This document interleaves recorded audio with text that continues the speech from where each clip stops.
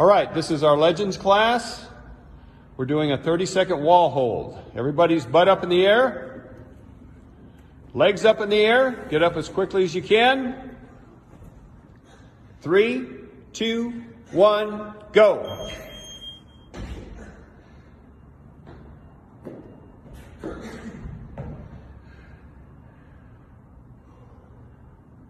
We're at 10 seconds. Good job.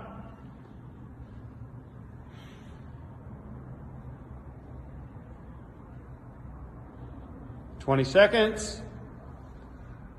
Keep those arms nice and straight. 3, 2, 1, done. Good job, everybody.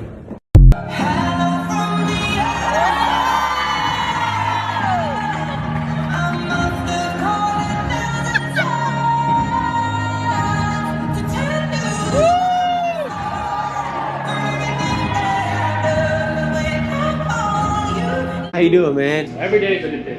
How much for a cookie? $1.65. The croissant right now is on sale. It's $1. Did you make them all? Yeah. How many years you been baking for? I just started. You like it? I have no choice. I'm fully committed now. Man, is this your shop? It is my shop. Let's go. I'm Zachary. Nice to meet you. Zach. Ray. I'm gonna be frank. I don't have any money. I'm gonna. No money at all? I can come by later today though, and I can pick something up. It's okay. There you go. You gonna give me a cookie right now? Yeah. Are you sure? Why not? I don't want to take away from your bakery, man. It doesn't make me a lot of richer, so that's fine. Thank you so much. Want a coffee or something? Sure, I guess. You and you're by yourself, or did your wife cook with you too? No, she's at home with the children. Oh, how many kids do you have? 5. I bought this recently, and I have to make it work. You know? Since you helped me today, can I give you this napkin? What? $1,000 for you, man. Well, why? Because you were kind to me. Oh my goodness, I can't believe this. Love you, brother. Thank you so much. What's your message to the world? Learn to love. We need to learn to love.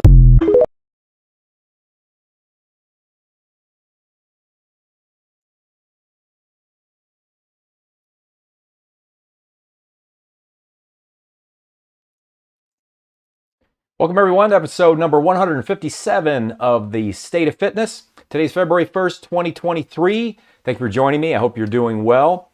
If this is your first time joining us, welcome. I'm David Greenwalt. I'm the founder of Leanest Lifestyle University. We help people from every walk of life to live their best lives in the body with the fitness they desire. Been doing that since 1999. For first timers, each Wednesday, I discuss anything weight management, health, or fitness oriented that's top of mind for the week. Try to start things off with a little warm-up video. I just want to say that I enjoyed that senior group doing that handstand wall hold. That was pretty cool. Way to go. People limit themselves too much in what they're able to do, and that's it's fun to see. It's inspiring. And then that couple is just having fun with that stability ball. People are incredibly creative, and then just somebody just being kind. There's a lot of that out there, even though a lot of the common national media doesn't show us. There's so much of that going on, and much more of that going on than the other. And I'd like that stuff. So I want to share that with you guys that sometimes as a warm up before I come on. All right, keep going here. So for these Wednesday states of fitness, as I said, I can discuss anything weight management, fitness oriented, anything top of mind. I might address things that students have discussed with me at some point in time during the week, my active students enrolled in my program, or maybe discussions that we've had on our private Facebook group. I might talk about the latest popular news and media discussions. Every week I'm reading published peer-reviewed research and science, so I might discuss something of interest there that's caught my eye. I might have a brand new lesson and do a deep dive because I feel it's just finally time to talk about something that I haven't talked about before. And anything I can do, and that's why I will do it, if I do that, it's to help provide more information, more knowledge, more skills, more tools in the toolbox so that you can win your weight and fitness battles once and for all. This State of Fitness is my 157th Wednesday in a row since February 5th, 2020.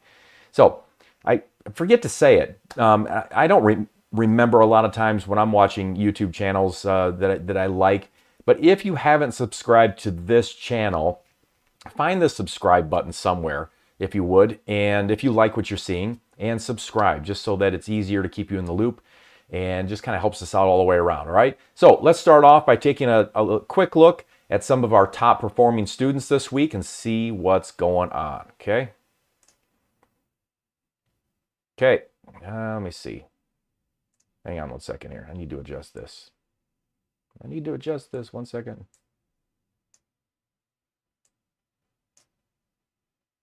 Hang on, you're going to see this thing shift. We're getting there. We're getting there. I think I'm liking it now. I think. Let me see here. I want to check the screen. Getting there. All right.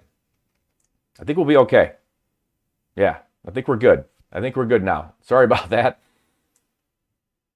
Things had changed on me since the last time that I used it. Why? I don't know. I don't know. Ask me about health and fitness. I got it. Ask me why it changed. I don't know. All right. So, top students. On our site, we know what to score. We help our students with benchmarks and behaviors that we have shown over many, many years that have been proven to correlate quite well.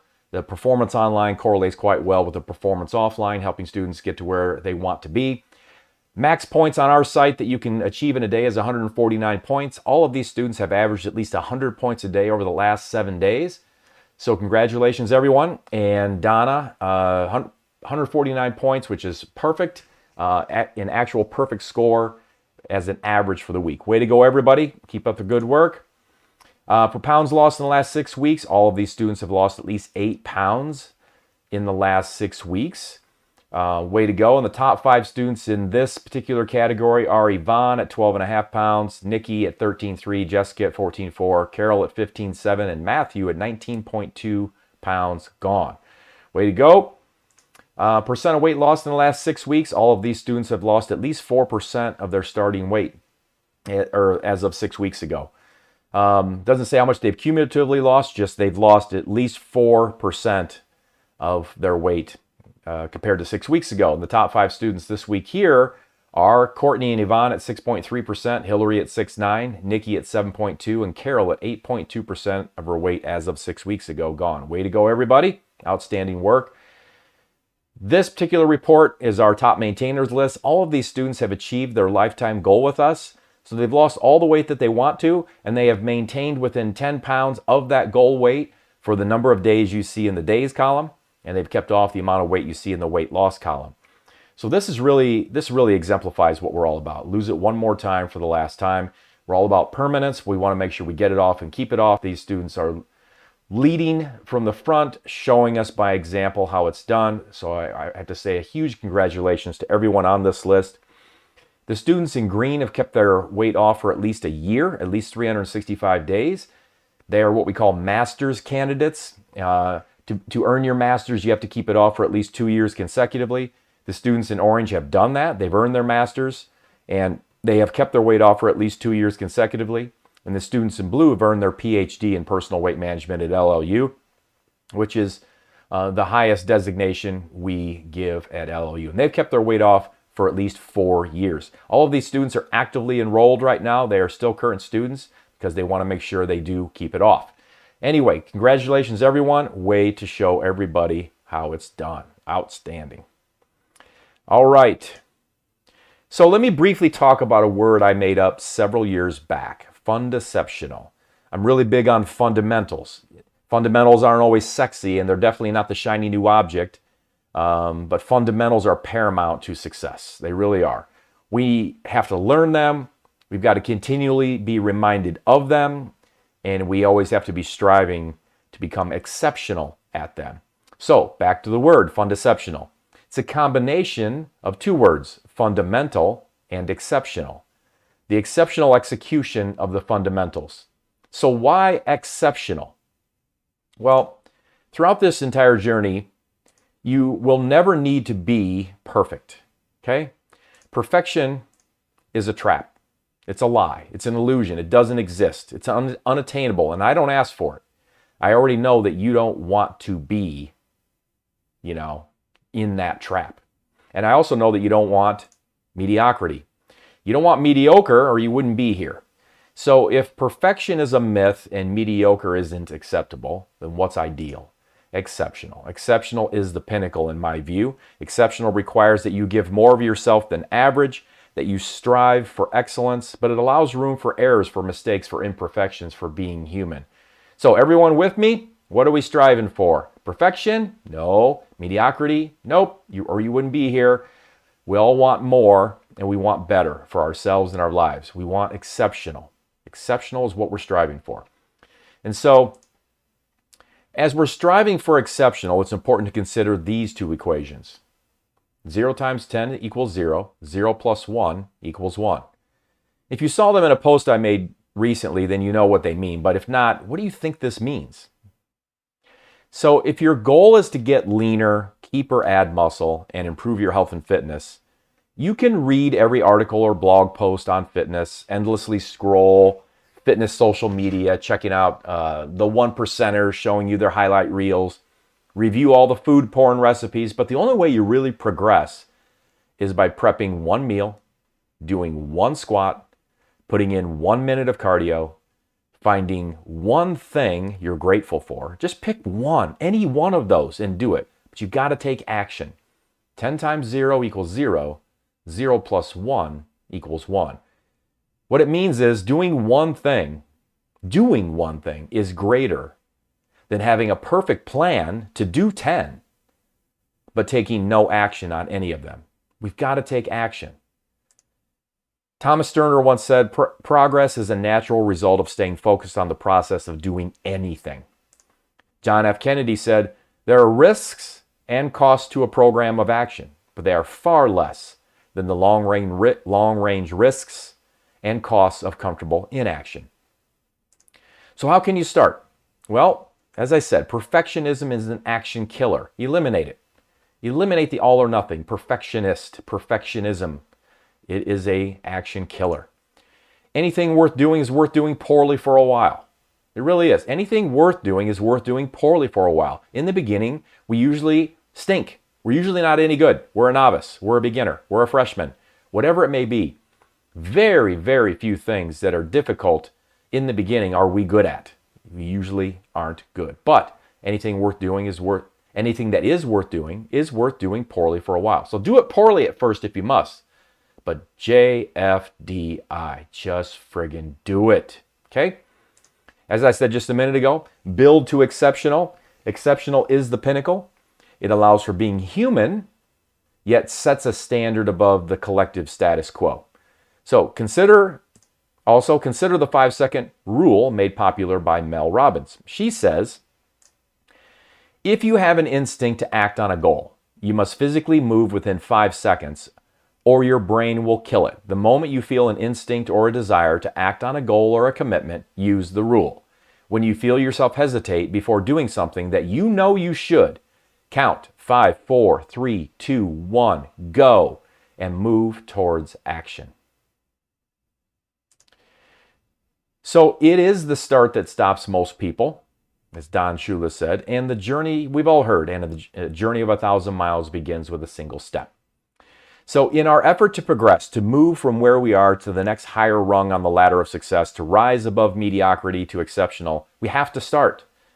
So with the help of experienced students who I polled for ideas on best tips for getting started, here are some really good tips. Whether you've earned your PhD here, as you just saw me show a bit ago, for the over 40 students that are there, or not that haven't earned their PhD, but they're on the maintainers list. But whether you've earned your PhD here at LOU, or you're a day one freshman, the ideas I'm going to share are good for all to hear, including me. So before I give the tips, I want to lay a little foundation for how I categorize these tips I'm going to give you. Okay? You see, permanent weight management is like a three-legged stool. If one of the legs is missing or weak, the stool will either fall over or it's going to be shaky at best. So what are the 3 legs of permanent weight management success? Well, the first leg is what we call a nutritionally fit lifestyle. Stay with me, I'll explain it in a moment. The second leg is an actively fit lifestyle, or AFL. So the first one's a nutritionally fit lifestyle. We abbreviate that NFL. Second one's an actively fit lifestyle, AFL. And the third leg of the stool is what we call an emotionally fit lifestyle, or EFL. And this leg is the most commonly neglected of most weight management programs. It's the toughest, It's the messiest, and that's probably why most programs shy away from it. At LOU, we focus heavily on emotional fitness. Why? Because we know that having strong emotional fitness keeps the nutrition and exercise behaviors consistent. With emotional fitness, you'll feel authentically good more often. What do I mean by authentically good? Well, compare it to regretfully good. You know, there are things that we may do that have us feeling regretfully good. So it feels good in the moment, then we regret it later, right? Something comes up, we eat the 6 donuts, the whatever it is, and it feels good in the moment for a very brief time, then we regret it. Maybe we do retail therapy where we go out and spend $500 and put that on the credit card, money we didn't have to spend. It felt good in the moment, but we regret it later. With emotional fitness, it's about feeling authentically good more often. And with emotional fitness, you'll make better, more consistent nutrition and activity choices. It's about becoming a better life manager. And through that, when the stressful event comes, when the anxiety-driving event comes, we're better able to bring it down a notch, have a more measured response, respond rather than overreact. And through that, we're able to put a little space between whatever that stimulus was that would ordinarily have driven us to eat or whatever. And instead, we're able to pause. We're able to calm just a bit, just enough. Not that we still don't feel some anxiety, but we're able to calm just enough with good emotional fitness so that we will make more consistent nutrition and activity choices no matter what life has in store for us on any given day. So without doing a deep dive here, let me just try and make the NFL, AFL, and EFL even clearer. So a nutritionally fit lifestyle is, in its most simple form, is a focus on food quality and nutrient density, both, with enough energy intake for daily vigor and goal progress. So not so much that we don't have goal progress, and not so little that we don't have daily vigor. An actively fit lifestyle is planned, purposeful movement, not only for the calorie burn, but for the mental health and improved fitness. Huge for that.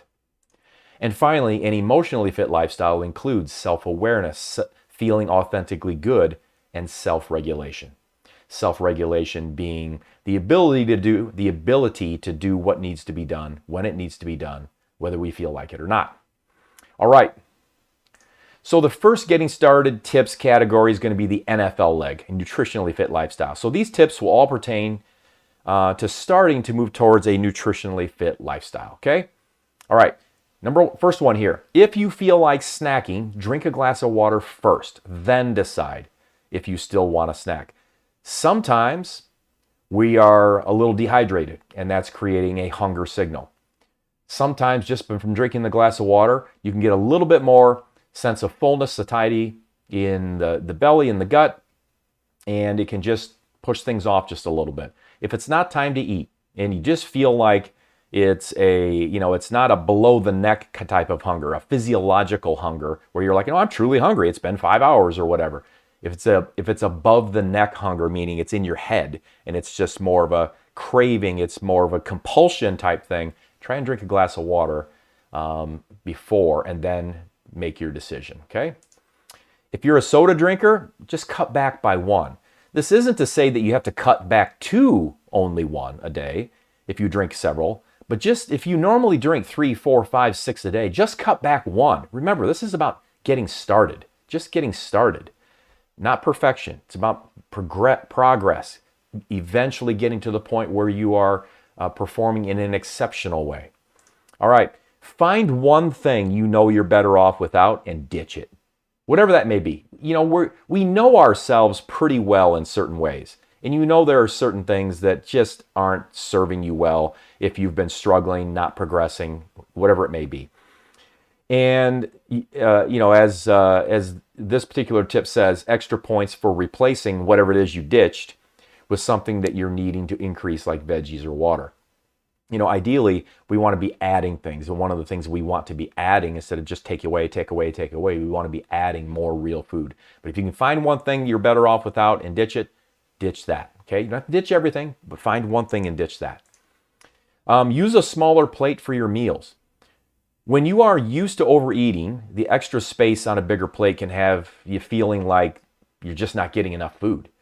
You know, in the 1960s, plates were about 9 inches in diameter in the United States. In the 1980s, they grew to about 10 inches. By the year 2000, the average dinner plate in the United States was 11 inches in diameter. And now it's not unusual to find dishes that are 12 inches or larger. But get this, in Europe, the average dinner plate is still usually not larger than 9 inches in diameter. Use a smaller plate for your meals, okay? It can, for some people in certain instances, give you that sense visually that there's more, you're consuming more than you really are by having that plate full, okay? Create one high-protein breakfast. So often I see carby, carby, carby, fatty, carby, carby, fatty, carby, fatty, carby breakfasts. Where's the protein? Create one. Don't say, well, I've got to create 12 breakfasts. No, just one high-protein breakfast. Most commonly, they'll include eggs of some kind, but egg whites. Remember, egg whites, huge bang for your buck on protein. Egg white, the egg white of an egg is where most of the protein is in an egg. And very few calories because there isn't much fat there. I'm not saying you have to avoid whole eggs. I'm saying that you get a lot of protein bang for your buck in an egg white. Feel free to add in whole eggs as well. They're just going to be more calorie dense, blah, blah, blah. But I'm not telling you to shy away from them. I'm just saying, add eggs, Greek yogurt, ground turkey breast. There's muffins that can be made. There's homemade sausages that can be made that are all real food. And then just decide your carb that you're going to have with it. Vegetables, some kind of oats, rice, quinoa, fruit. Those are common add-ons to that high protein breakfast. But try to create one high protein breakfast. Use a crock pot or an Instapot. Oh my God. Don't leave dinner to chance. You toss stuff in these things, you set them and you forget it. And if you're using a crock pot, if you toss it in the morning, you come home, at the end of the day or whatever, and it's ready to go. An Instapot just basically does it. It just does it faster. Dinner time is much easier when you can do this, when you can just toss everything in your slow cooker in the morning, come home, you got a great meal. If you prefer that last minute option, again, Instapot. Pros and cons of each device, but they'll both allow you to toss in meat, veggies, grains, condiments, and spices with a set it and forget it, complete meal when it's done idea. Awesome. Underused. Great for having something ready to go at dinner time for the crazy busy lifestyle. We have some crockpot meals in Steal a Meal. On campus within our program, we have something called Steal a Meal under the nutrition tab. All the crockpot meals, all of the hundreds of meals in Steal a Meal, you'll find them under that nutrition tab. They've all been approved by me, and they allow you to kind of what we call swipe them or steal them into your nutrition professor, which is something we use to track foods if people want to. You can swipe the entire recipe, including cooking instructions, with one click into your nutrition professor. So check out some crockpot meals and any of the hundreds of other Steal a Meals under the nutrition tab on campus, all right? Crockpots. Add vegetables to stronger flavored anything. It's a great way to get in vegetables. Add them to your egg scrambles. Add them to your homemade muffins, that you're using some kind of whole grain and eggs and whatnot in. Soups, chilies, any all-in-one meals are great places to add vegetables because you just don't even know they're there. Rice them up. Use a food processor if you need to, if you don't like crunching on them. Riced cauliflower blends are awesome. There are so many riced vegetables in stores now. And also this, any frozen single ingredient vegetable is great. Frozen is great, okay? We don't have to go fresh. It'll probably taste better if you're eating it alone if you go fresh. But if you're adding a vegetable to something, as this particular tip is saying, add it to something with an already strong flavor, that frozen vegetable isn't going to matter as much. Okay, I'm not saying it doesn't matter at all, but it's not going to matter as much. So don't be afraid to do that. You can save money. They last. Put them in the freezer. Use them when you want. Open stuff up. Toss it in. Good to go. Have some grab-and-go finger foods ready. I know for me that if things like this are available in the fridge, cut up, ready to go, I am much more likely to do it. Everybody's pretty much wired that way. So have some grab-and-go finger foods ready. When I need something right now. I'm hungry right now. Maybe it's a little bit off plan. Maybe it's not quite time to eat, but I'm hungry right now. I need something that I can grab and go. That's one of the things that draws people. The convenience factor draws people to this. There's so much ultra-processed frankenfood garbage. Is because it's easy, ready to go. Tear the package open, it's done. No cooking, just open it and go. So if we can get some grab-and-go finger real foods, cucumber slices, snap peas, baby carrots, grapes, apple slices, things like that, do it. If you've got ideas for any of these things too, please comment, on the video. Comment anything. What do you do? What do you think is a good get started tip? What are some good grab-and-go finger foods that you think might be good? Eat one salad a day. Just a tip. It doesn't have to be a big salad. It doesn't have to have 12 vegetables in it, and half a pound of lettuce. Just even a side salad is fine, but just one salad a day. You can get some mixed greens that way, and greens are incredibly healthy, fiber rich, so on and so on and so on. I won't get into all that. This is just about getting started. These are just getting started tips, okay? So before I go on to the next area, I want to, hang on a second. I think I'm here. All right. So, gave you some tips in the NFL space to help get you started. And again, any ideas you have, please share them as you do. It helps everyone, and we appreciate that. Over the past 70 to 100 years, ultra-processed food has crowded out what we've eaten for tens of thousands of years. Up to about the last 100 years. What did we eat for all those years prior to about the last 50 to 100 years? Real food. What's real food? Real food is whole or minimally processed edible parts of plant and animal, where if anything's been added to it, it's only whole or minimally processed ingredients commonly found in kitchens. Might sound confusing, but just think about it. Single ingredient plant and animal items where we're adding spices, vinegars, oils, things like that, things commonly found in kitchens. It's a working definition. There's a lot of nuance that goes with it. Within the program, we discuss that. Feel free, if you're a student, to hit the NFL Daily tab under the Nutrition tab, or the NFL Daily link, and read about NFL number 1. That's NFL principle number 1. We have 15 nutrition principles in the program. NFL principle number 1 talks about real food. It talks about what it is, some of the nuance, and why it matters a lot. It does. For tens of thousands of years, we only ate real food. Progressively, over the last 50 to 100 years, we've been eating more and more ultra-processed franken foods, and it literally, without exaggerating, is killing us. 60 to 90% of what adults in the United States eat is ultra-processed food.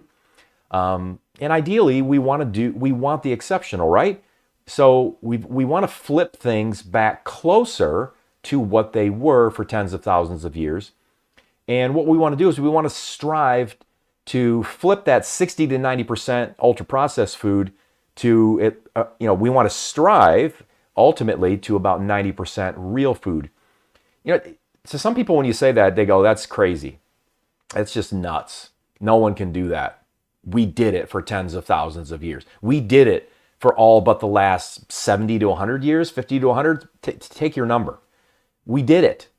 So what's crazy to me is that it's become so socially ingrained.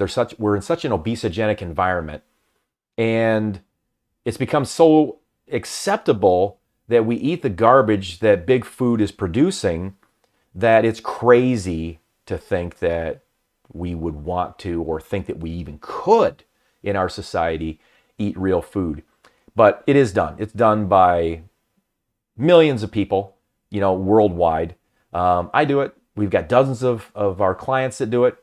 I'm at least 90% real food on any given day, and it's not crazy. I used to think it was crazy too, 15 or so years ago, but it's not. And what I've learned, and what I continue to share with all of you about the incredible negative outcomes and negative impact of ultra-processed food, from mental health to physical, to health span, to lifespan, to non-communicable diseases, to you name it, obesity, it's worth making the shift. Now, this whole segment is about getting started. So I want to make sure that you know that I'm not saying by tomorrow, I hope you're doing 90% real food. I'm not.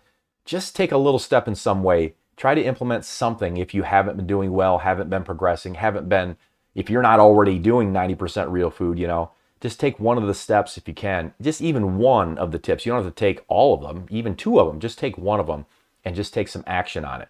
We ultimately, because ultra-processed food has crowded out real food, what we want to do is we want to reverse it. We want to have real food. That's why I say add in. We want real food to crowd out ultra-processed food and get us back to closer to the way we were and have been and what our bodies know what to do and have done for tens of thousands of years. Start the process of reversing the insanity that is our modern eating, and it is insane and unsustainable. Okay? All right, back to it here. Okay. All right, switching gears, a few tips to help in living an actively fit lifestyle. No cardio in your life? No problem. Just try and walk 3,000 steps a day. You know, we've all heard about 10,000 steps. Got to get 10,000 steps. That's fine if you can do it. That's great. But you don't have to get in 10,000 steps to be okay. And you don't have to do all 3,000 steps in one outing. If you sit a lot for work, get up every hour and just walk 200 to 300 steps. Just walk a couple hundred steps every hour or so. It's good to get up from the desk every hour or so anyway. A lot of people have reminders on their watches, on their apps, and everything else to do it, and that's great. Get up and walk a couple hundred steps. For now, if you aren't doing anything, cardio done. All right? We can always add in more stuff later, but this, again, just a getting started tip. Just walk as you can. I realize in inclement weather and things like that, it makes it difficult. Sometimes maybe you can find a hack. Maybe you can walk in a mall. Maybe you can walk if you belong to a fitness facility that has an indoor track. Maybe there's a facility of some kind that's safe indoors where you can walk. Realize if you work from home, you're not going to be able to necessarily go to the mall every hour and walk 200 to 300 steps, but you can walk in place, but try to get 3,000 steps in if you haven't been doing anything. And remember, this is about for people that are just getting started or need to get started. Okay, what about keeping muscle? We're all about it at Leanest Lifestyle University. We're about body recomposition. Recomposition is not only losing excess fat, it's about keeping or adding muscle at the same time. And that absolutely needs to be done, and it can be done. We don't want to lose any precious muscle. So we need strength training, right? We do, to keep muscle and to add muscle.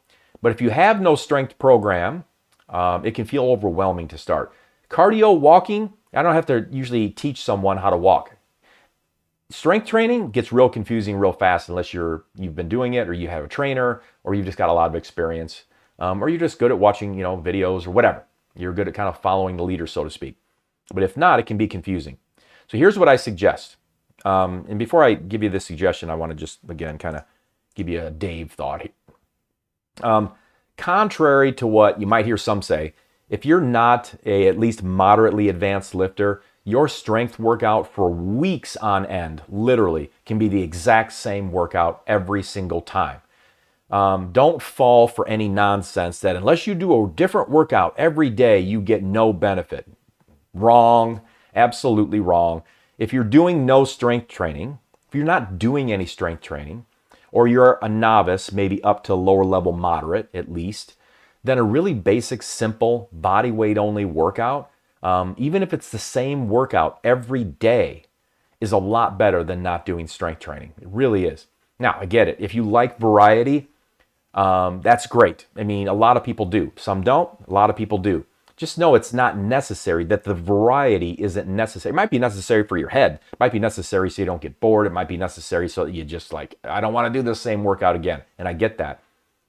I'm just saying it's not necessary for growth. It's not necessary for you to be able to maintain muscle if you're a novice, if you do the same workout day in, day out, week after week after week. So with that in mind, here is a super basic strength workout to get you started. Remember, it's all about getting started. So what you do is you set a 10-minute running clock. So this whole thing is going to take 10 minutes, and that's it. At 10 minutes, it's done. And every 2 minutes, starting at 0, do 5 wall push-ups. Remember, it's about getting started. Look, if you're an advanced trainer or you've got a lot of skill or a lot of strength, the up-leveling from here, right?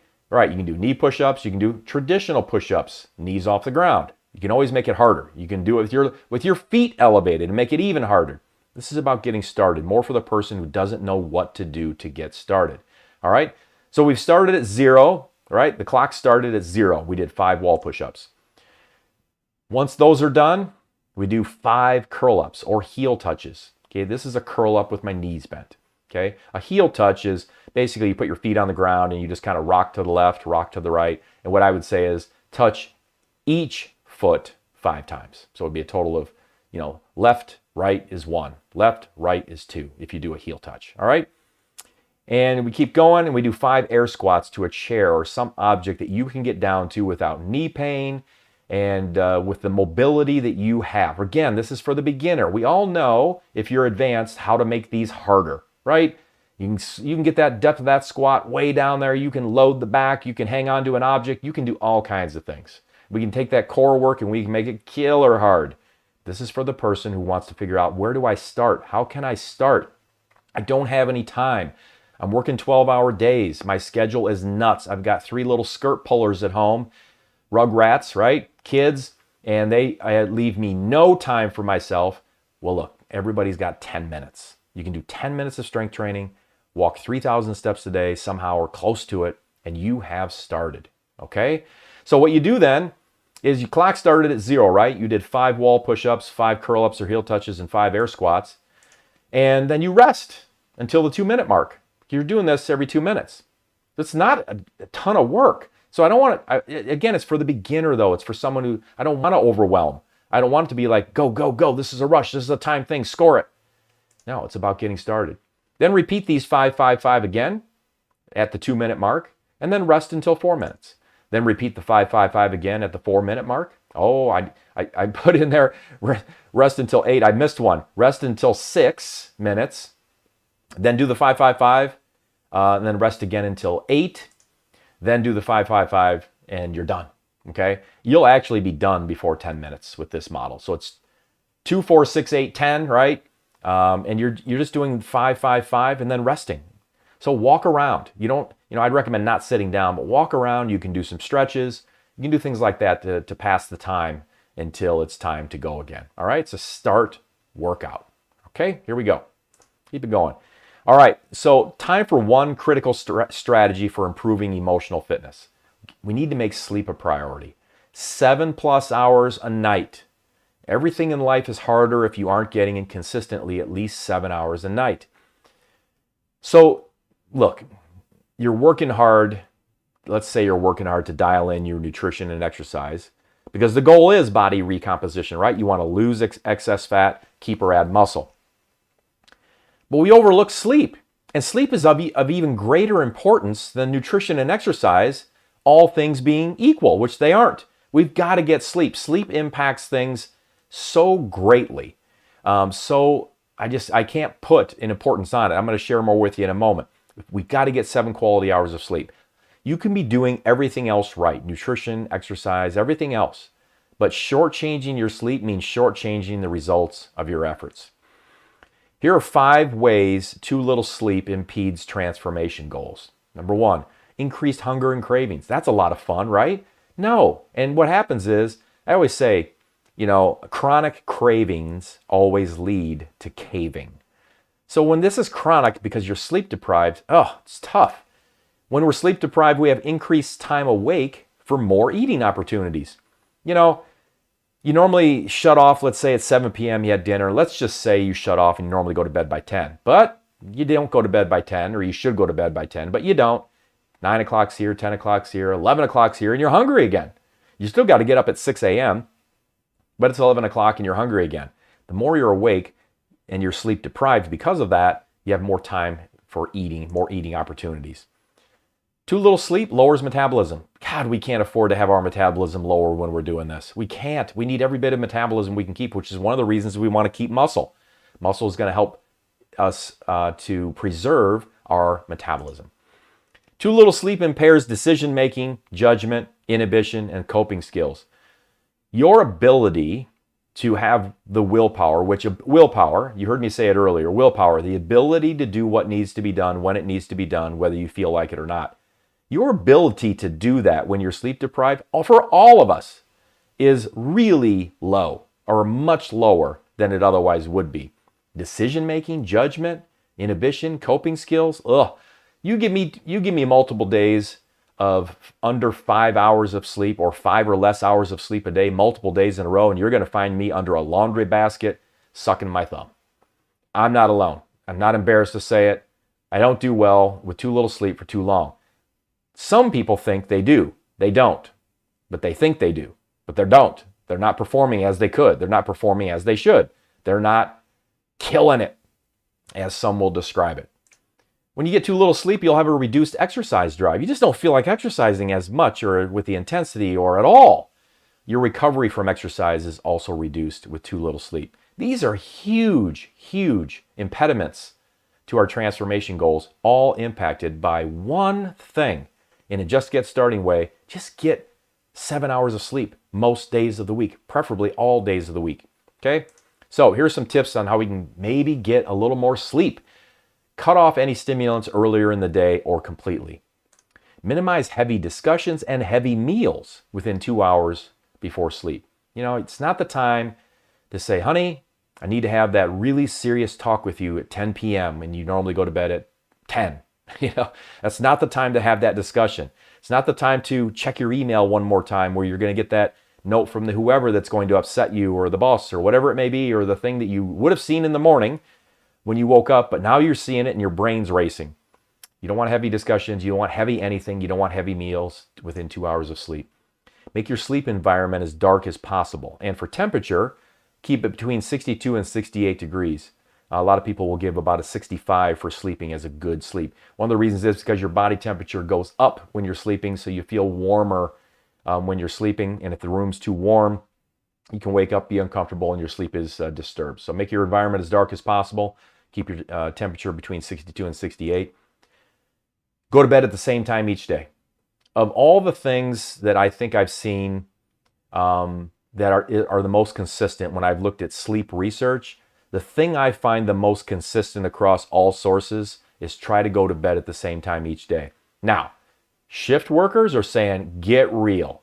I was a police officer in years past. I worked those shifts. I get it. You can't do it. So it is what it is. We can't make it something that it's not, but as you can, try to go to bed at the same time each day. Shift workers, it's just going to be rough. It just is.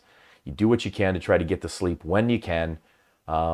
And we know how it is when you've got to sleep fast and then get up early, or sleep fast and get up for the afternoon shift, or whatever the case may be. My heart goes out to you. It can be done. We have a lot of shift workers in the program that have championed this. They do, typically have issues with their sleep from time to time, but there's only so much we can do. Shift work is what it is. And then I said there were 5 tips. So the 5th one, I love this.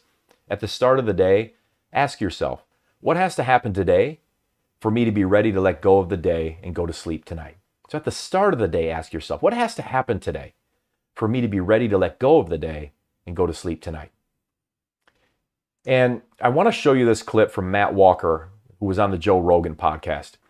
You talk about a soundbite. Listen to this. So anyway, before I show you, Matthew Walker, is a professor of neuroscience and psychology at the University of California, Berkeley. And he's the founder and director of the Center for Human Sleep Science. Really sharp guy when it comes to sleep. All right, so let me play this.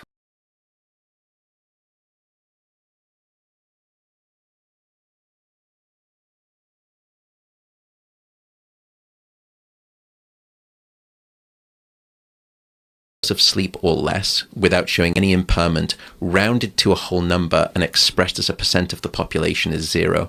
I'm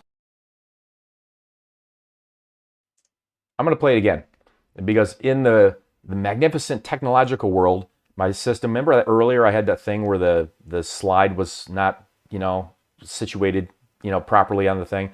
Well, I saw that the audio, you were able to hear the audio. So I'm going to play it again. So hang on with me here. I'm going to play it again.